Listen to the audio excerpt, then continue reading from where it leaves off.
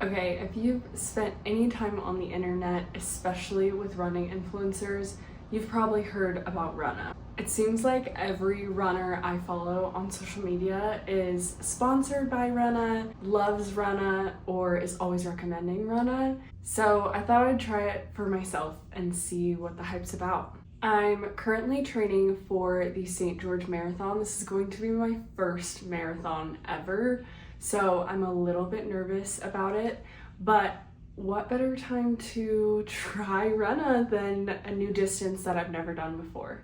I really just want to find out for myself, is it worth it? Is it worth the hype that everybody's giving it? So I recently just did a half marathon, which I feel like has given me a pretty good solid base. I've been wanting to try Runna for probably well over a year.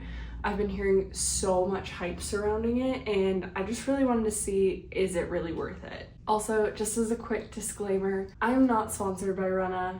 Runna doesn't even know who I am.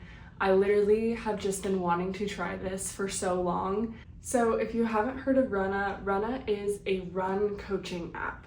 It's designed for runners specifically, hence the name Runna. So when you sign up for Runna, you tell it your race, your goal race that you're signing up for, how your current fitness is, how much mileage you're running roughly, as well as if you're doing a lifting program, what level of fitness or comfortability you have with lifting. You then tell it how many days a week you'd like to run, and from there it builds you a personalized running plan. As I mentioned, you can also additionally add things like strength training, Pilates, yoga, and stretching. Those are additional options and are more like supplemental to the running program. For this video, I specifically focused on the running and strength programs. I really feel like running and lifting just go hand in hand. They work so well together, especially if running is your priority. Lifting is so important, even just for injury prevention and just keeping your strength as you build up mileage. It also is supposed to adjust as you go. As you build fitness or where you're at, it can adjust your time goal for your race. So it can change over time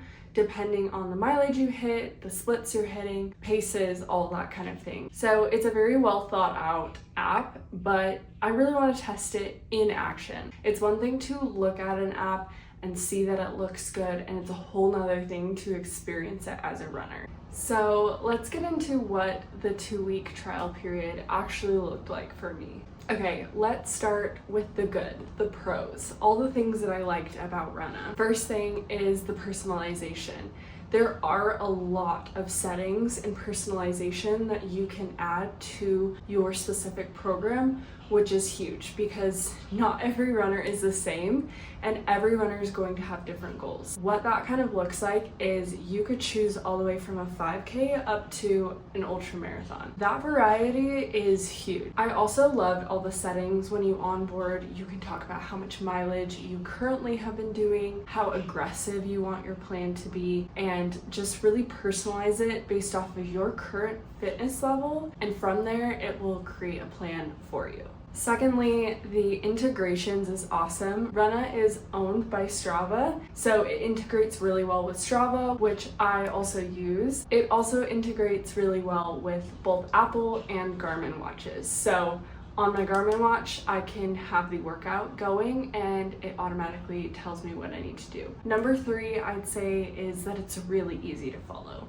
The way that the app is set up, the way that the running workouts are set up, I feel like it's pretty intuitive, and it gives you paces and mileage to hit for each of those. I also loved the feature of the outdoor and treadmill tab.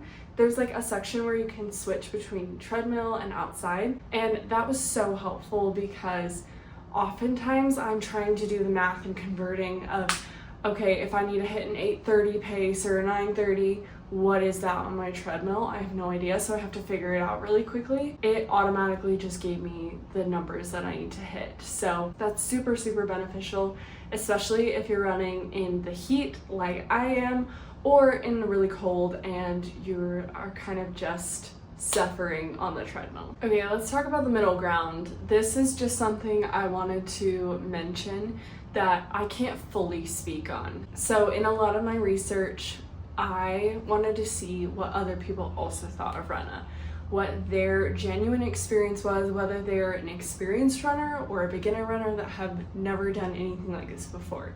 A lot of what I've seen is people have been really stoked about the PRs.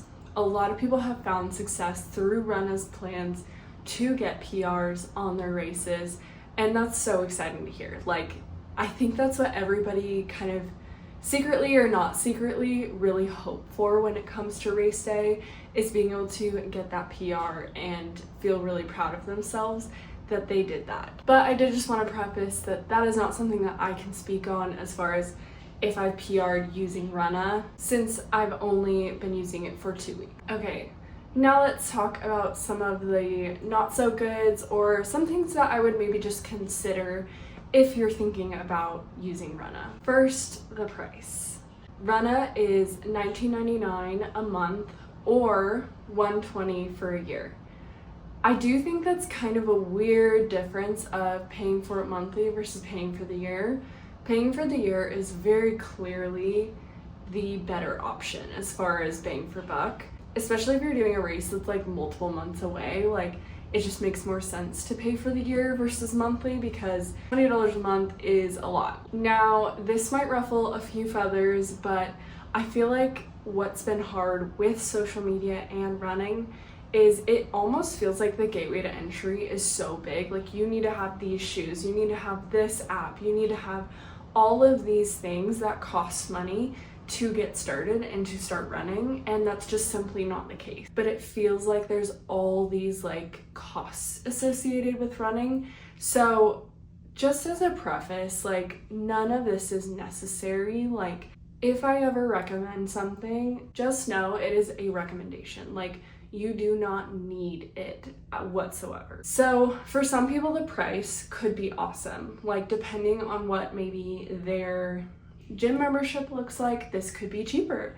And for some people, this just might be too expensive. And so it's one of those things that's not necessarily a con, but it's definitely something to consider if it fits within your budget and it works for you and your price range. So personally, I would go with the yearly amount if you're going to sign up with Runna, because it seems like more bang for buck. It gives you more time to train, but it is more of an upfront cost. So definitely something to consider and think about when you're looking at Runna. Okay, this is probably one of my biggest gripes, is it's not very dynamic to you. You are able to make adjustments and settings. You can skip runs, you can move them and swap them around on different days, which I think is so, like, that is such a great setting. However, one thing that is huge that I feel like it doesn't take into account is sleep, fatigue, stress, recovery.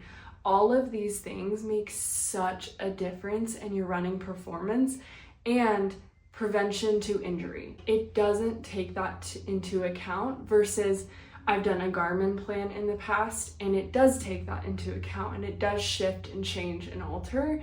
So maybe that's something that Runna will integrate in the future, but personally, I think that would be something that would be so helpful that isn't there currently, because to me, the biggest thing is I don't want to get injured. If I've signed up for a race and I'm preparing for that race, I want to do so properly and not be injured so that I can't run my race. That's just something to consider. Some people like to go by feel, and that's totally fine.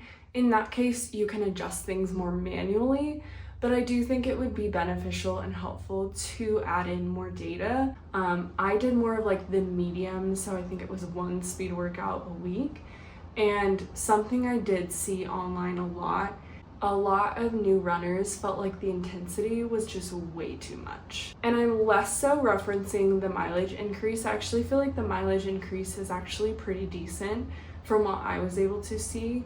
But more of what I'm referencing is the speed work. The speed work, either the paces felt too fast, it was too intense too quickly, or I kind of would love if there was like an intro to speed work for beginners, so that way they could like dabble with it in like small doses. I just think that going from 0 to 100 speed work is like very overwhelming and can be really intense on your body. That is a very demanding workout. if you're new to it and can lead to injuries, which I think is just my biggest warning to new runners, is just injury prevention. We want to keep you healthy. But don't get me wrong, I love a good speed day, especially with a good playlist. Oh, it's so good. Another thing that feels a little more personal preference is when it comes to their strength workouts. A lot of my supersets were just 2 sets. And I feel like for beginners, like that makes sense. But the setting I put on it for strength was advanced.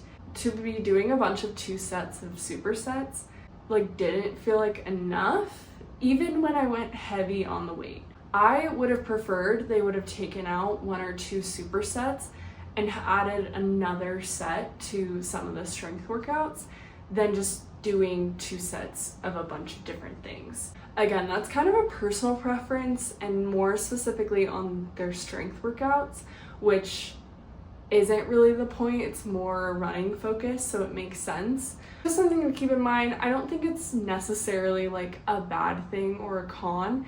It's more of just like, if I continued with Runna, I probably would just do my own strength workouts. It does offer videos and animations to show you what the movements are, which is super helpful if you're new to the space. Overall, I do think that Runna is a great opportunity for newer runners to understand different types of runs and be able to dabble into the world of running without feeling so overwhelmed. But I do feel like there is quite a variety of runs, and that can feel a little overwhelming if you've never done things like speed work before, and all of a sudden you have these 400s or over and unders. What's an over and under? I don't know.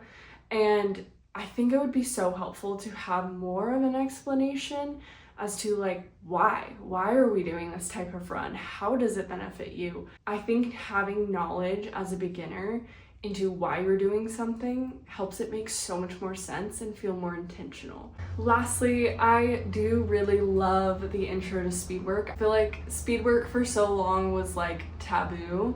I feel like most everybody was just either doing easy runs only, going as long as they could or as hard as they could.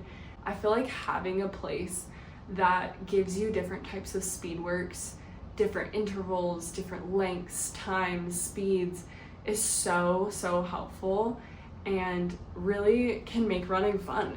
I really enjoy speed workouts because sometimes it's really nice to just not be in that like zone 2 grind for so long. So that's my whole recap of Runna. I hope you enjoyed this. The marathon build is still continuing, so if you want to follow along, please subscribe, and I'm so excited to take you along to the St. George Marathon. It's very nerve-wracking, but I'm so excited. So thank you so much for watching this video. I am excited to hear your thoughts on Runna, and if you've tried it, let me know in the comments below, and I will see you guys next time.